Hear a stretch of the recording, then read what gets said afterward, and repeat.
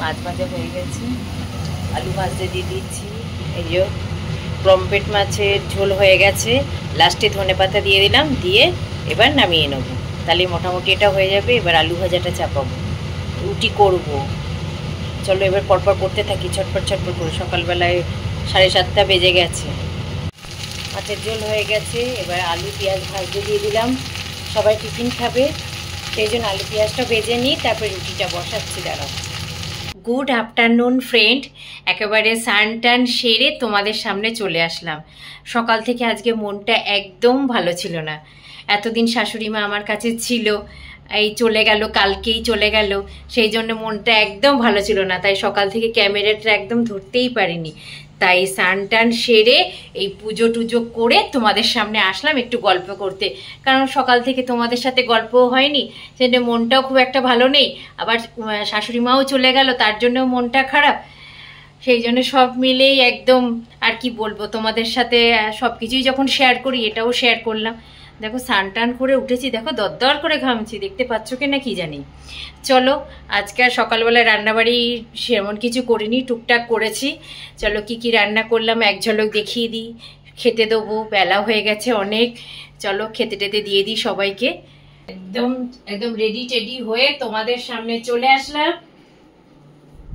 কোথায় যাচ্ছি প্রশ্নটা, যে কবিতা এত সেজে গুজেছে কেন? বার্থডে সেলিব্রেশন হবে। আমি বললাম স্যারকে এবছরটা বাদ দিয়ে দাও, কারণ মেয়ের পড়াশোনা আছে, পরীক্ষা আছে, থাক এবছরটা কিছু করতে হবে না, সামনের বছরে হবে। এই বছর মেয়ের পরীক্ষা আছে সামনে, কিন্তু হবে না, নাছরবান্দা স্যার বললো সবারই জন্মদিন হয়, তোমারও হবে। সেই জন্য বললো তাড়াতাড়ি অফিস থেকে চলে এসেছে। চলে এসে স্যার বললো একদম রেডি হয়ে নাও, তুমি তাড়াতাড়ি করে রেডি হয়ে নাও, রেডি হয়ে চলো বেরোবো। ওটা আমি আজকে সব ডিসিশন নেব, কি কোথায় যাব, কি করব না করব, সেটা আমার ডিসিশন। তুমি রেডি হয়ে নাও।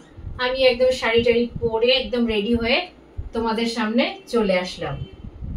হোটেলের সামনে চলে এসেছি, এবার আমি ভেতরে ঢুকি। চলো আস্তে আস্তে চলো ভেতরে ঢুকি সবাই। চলো এখানে খাওয়া দাওয়া কর, বাইরে প্রচন্ড আওয়াজ হচ্ছে, শোনা যাচ্ছে না। ধীরে ধীরে তো ভেতরে ঢুকলাম, ভেতরে ঢুকে অবাক হয়ে গেছি, এ তো এলাহি আয়োজন। খাবারের মেনুতে কি ছিল না, মাছ মাংস ভাজা ভুজি, প্রচুর আয়োজন। ইলিশ মাছ, পাবদা মাছ, পার্শে মাছ, আলু ভাজা, মোচার চপ, কত কিছু আয়োজন করেছিল। আমি তো এনজয় করে করে খাচ্ছি, আর তোমরা ব্লগটা দেখতে থাকো আর আমার সাথে এনজয় করতে থাকো।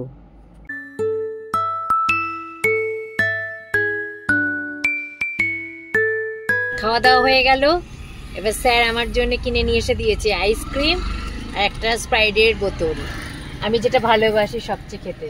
এখন গাড়িতে বসে বসে খাবো, তারপরে বাড়িতে যাব। এই যে চলে আসলাম খাওয়া দাওয়া সেরে, একদম ঘরে ঢুকে পড়লাম। আজকে দারুণ এনজয় করলাম।